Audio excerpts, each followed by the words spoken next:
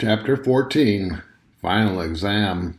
You must be proficient at this for the outpouring of the Holy Spirit.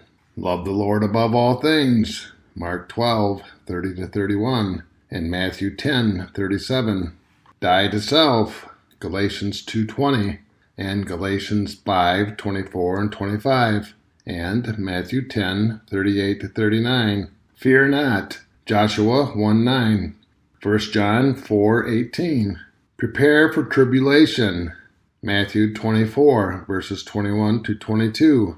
2 Thessalonians 2, verses 3 and 4. Be ready and confident in spiritual warfare, 2 Corinthians 10, 3-6.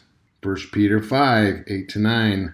Every time the Holy Spirit demonstrates power through us, our humility should increase proportionally. Proverbs 29:23. James 4:6. Anytime the Holy Spirit reveals wisdom and revelation to us, we should forbid ourselves from exercising it unless we can do so without pride bearing its ugly face. If we feel as though we are special, chosen, set apart, more mature, etc., and that's why the Lord has given us that revelation, we have already failed the test. 1 Corinthians 4:7. 2 Corinthians 10:12. You must be able to rejoice for others, especially if you feel as though you should have a gift equal or beyond what the Lord has granted that individual. The Lord may decide not to let any gifts of the Holy Spirit flow through us, and that's His choice, but He can provide a plethora of gifts to flow through someone that we believe is undeserving. It's very important to rejoice in the outpouring, even if it doesn't include us. Romans 12, 3-13. After the demonstration of the Holy Spirit's power, we should exit the situation ASAP. Any lingering adds a high probability of glorification of the individual propagated by others. Do not touch the glory, ever. Isaiah 42:8, Matthew 5:16. Referring to yourselves as a specific designation, i.e. one of the 144,000, a prophet, an apostle, or any other name that you use without the express permission of the Holy Spirit is wrong. This is a move of someone ignorant or immature in their walk.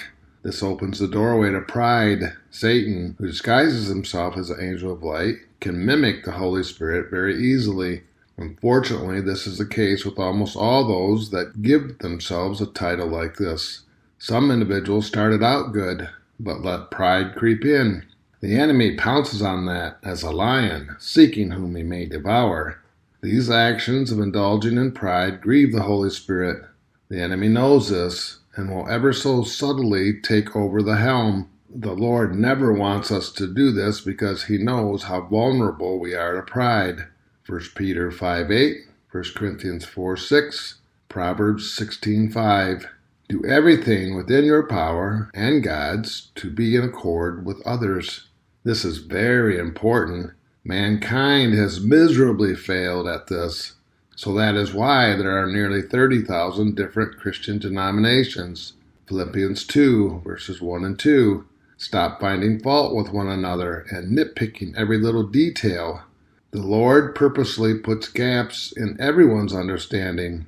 Those who realize this are humble by not knowing exactly where they are lacking. They also have compassion for their fellow believers, knowing that they are also in the same category. The ones that don't realize this have revealed the abomination of pride before the Lord. Isaiah 55:8 and 9, and Psalms 139:6.